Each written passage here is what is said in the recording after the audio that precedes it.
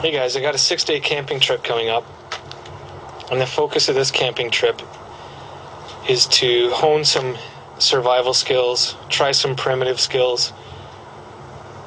I want to get a lot of time in with my Grencer's Brux axe, which is right here. I want to get more familiar with my Wiggy's sleeping bag. I want to get more familiar with my bug-out bag system that I just recently got together. I want to get some good footage on this crow here.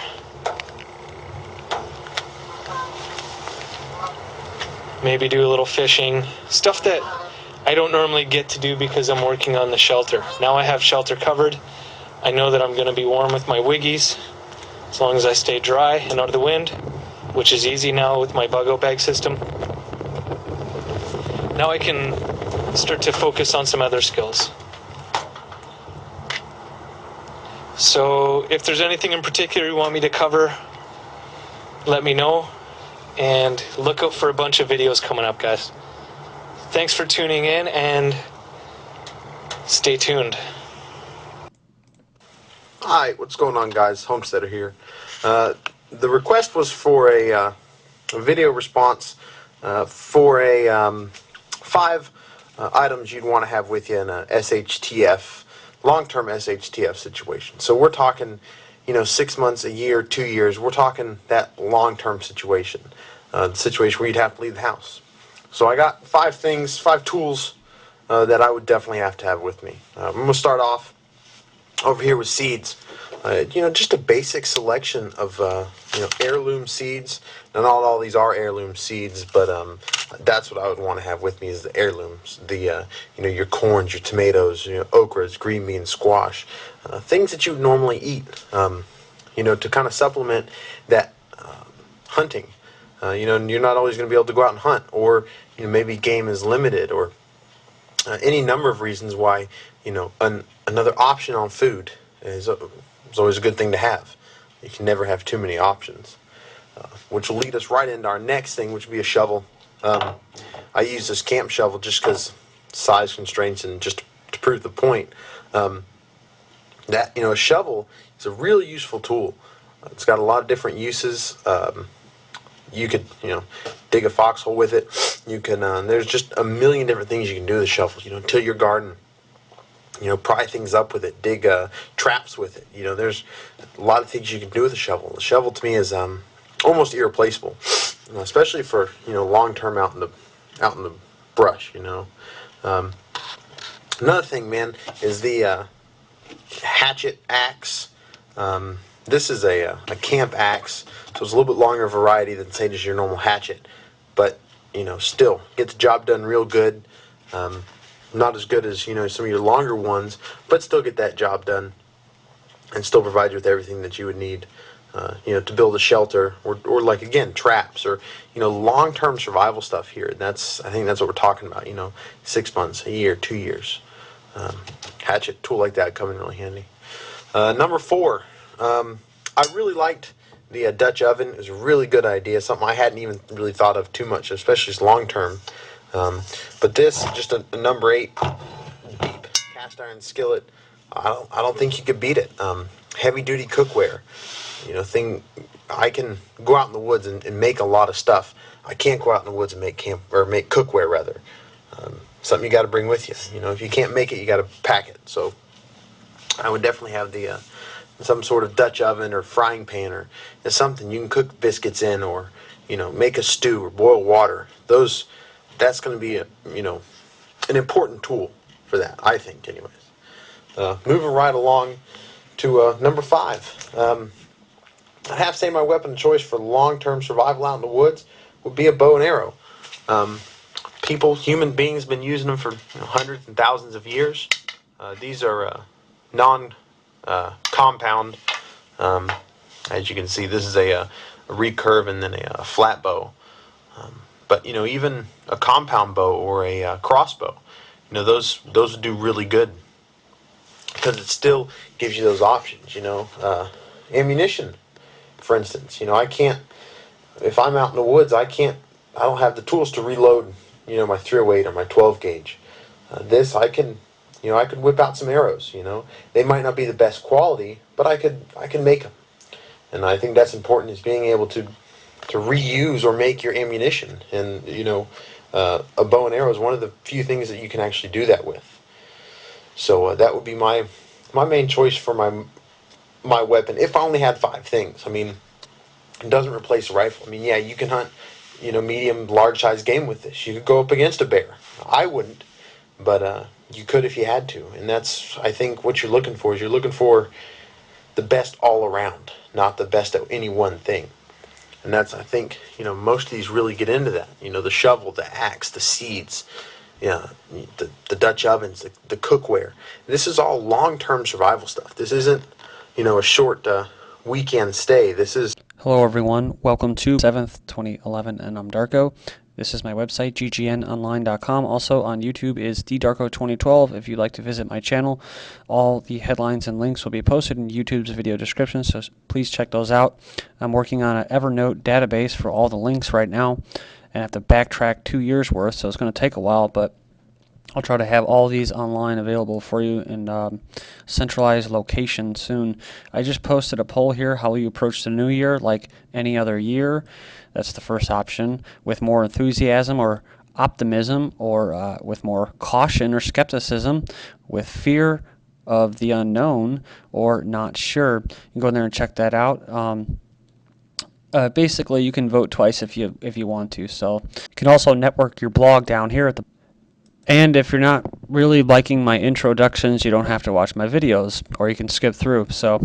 Or you can make your own videos, and then you can complain when you give your introduction and people criticize you for it. Either way, this is supposed to be a new content or a new format for GGN. I'm going to try to include on Tuesdays and Thursdays some more survival stuff, and so hopefully you enjoyed it. Okay, we're going to move on here. We have Recall Montanans organized to remove senators who voted for the Traitorous Detainment bill. Via the Daily Kos, it says here, moving quickly on Christmas Day after the U.S. Senate voted 86-14 to pass a National Defense Authorization Act of 2011, dubbed NDAA, which allows for the indefinite military detention of American citizens without charge or trial. Montanans have announced the launch of recall campaigns against Senators Max Baucus and Jonathan Tester, who voted for the bill. Wow, John Tester.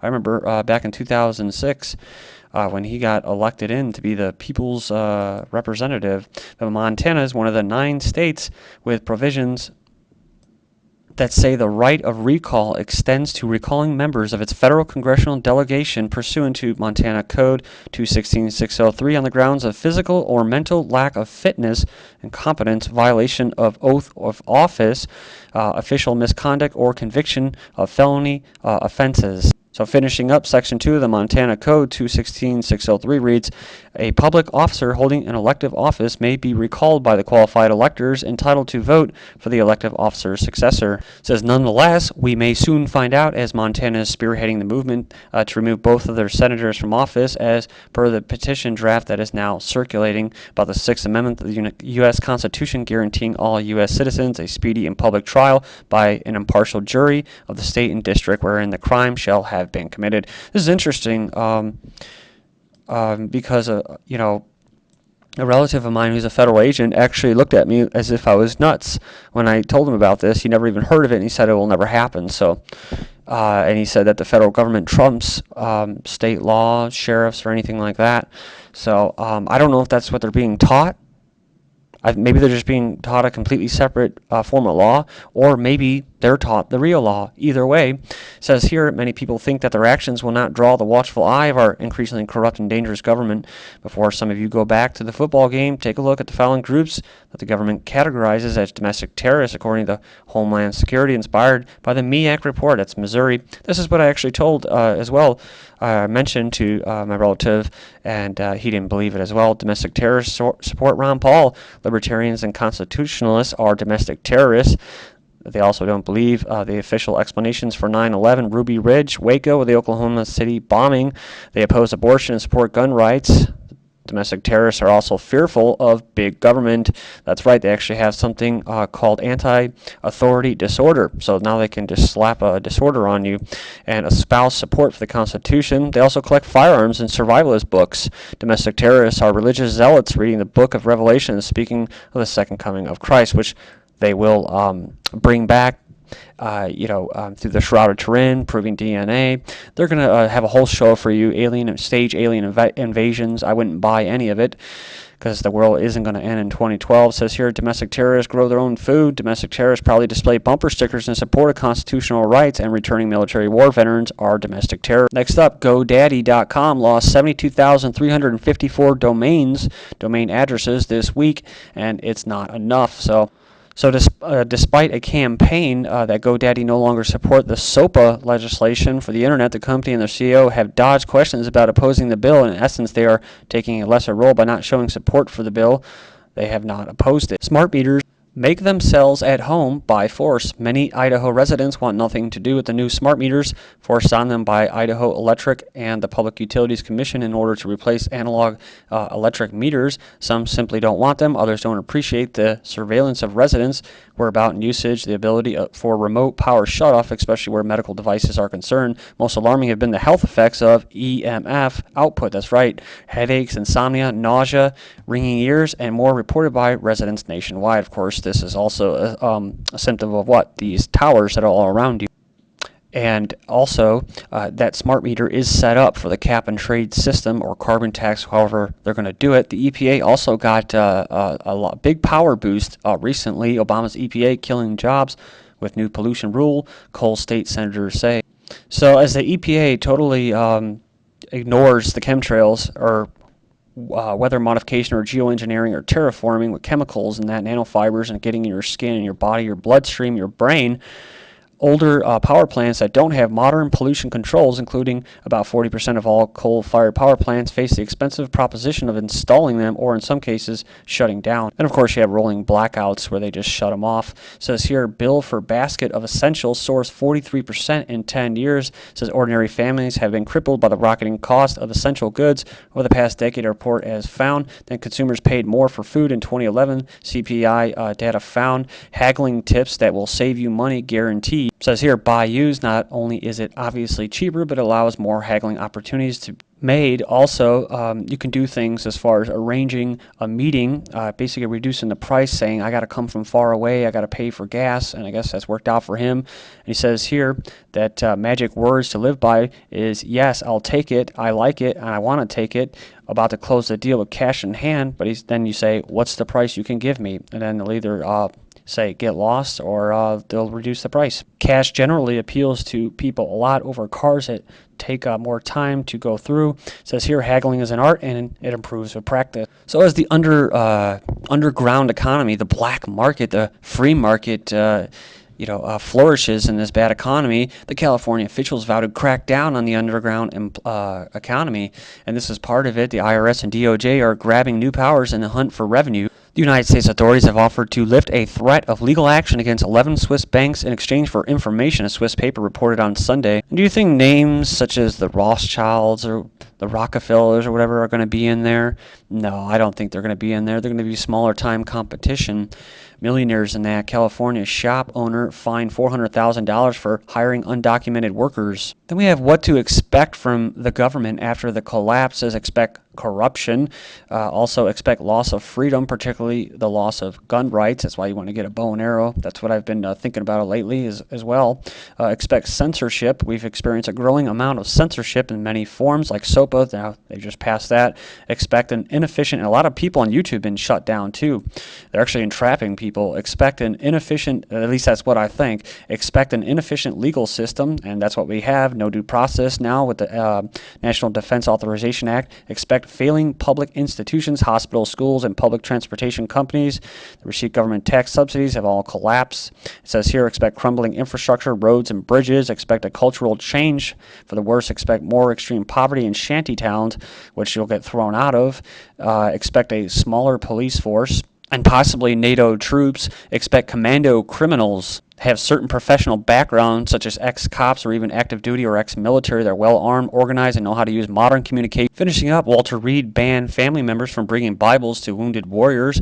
2-1 margin. Americans prefer Merry Christmas over Happy Holidays. That was the topic of the discussion for me as well. Man returns $10,000 he found at the airport because it's the right thing to do.